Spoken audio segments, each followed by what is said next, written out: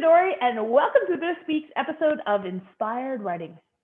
You're in the right place, whether you're just getting started on your writing journey or you have a few books out there already.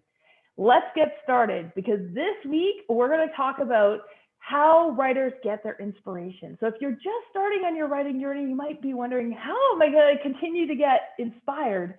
And if you've been doing it for a while, you might have so many ideas in the world, way more things than you could ever write about. And I actually find that when people have been writing for a while, that tends to be the case. But when you're just getting started, where do you start?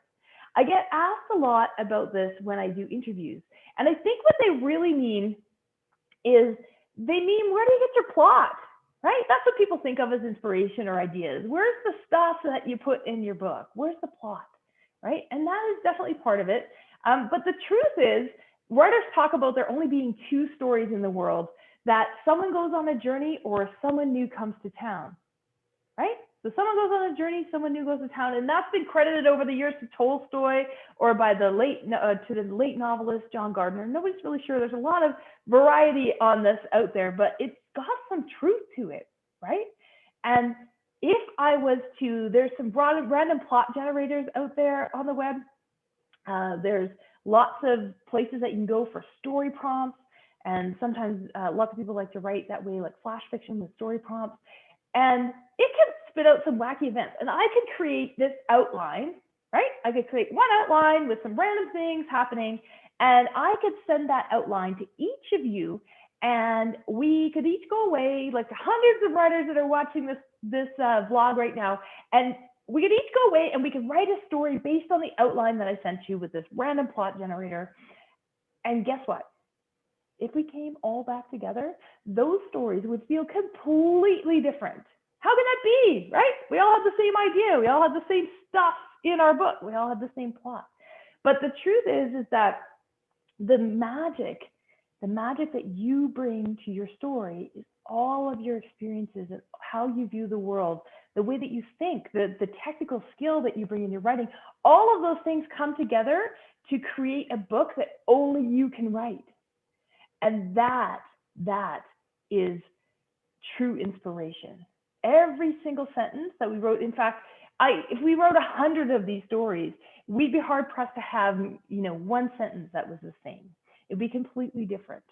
And that's because you're bringing your own experience to the story. That's inspiration. It's what you want to say about the world, right? So think about that when you're writing. It's not about the stuff that's in your plot. It's not about the names of your characters or the place that they are.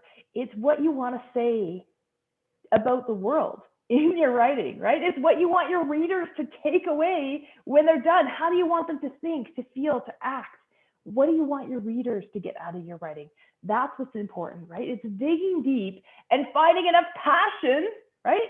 Lots of writers have passion. I've got probably too much passion brimming out my ears.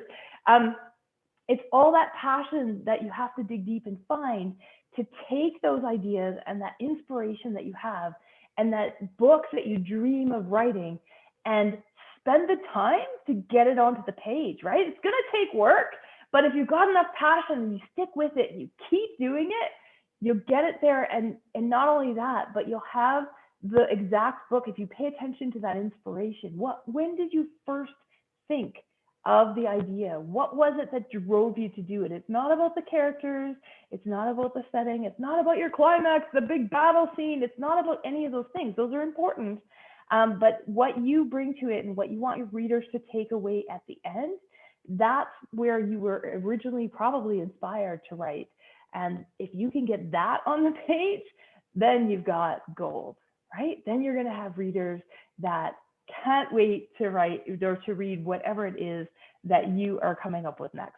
So whether you're reviving an age-old fairy tale, you're rewriting Cinderella, or in your own way to give your own message, or if you're writing fan fiction, doesn't matter. If you're writing an original novel that's completely your own and you want it to be different than anything else on the market, amazing. Doesn't matter which one of those things that you're doing. If you dig deep and bring what you view about the world to it, it's going to be awesome. It's going to be awesome. So the next time that you are looking for inspiration, so if you're watching this vlog because it said, where do writers get inspiration? You're like, I need some of that, right? Look around the world, get inspired, but also look inside yourself, because the more that you share about your views and how you feel about the world around you, the better your writing is going to be, and the more your readers are going to connect and get out of it what you originally intended.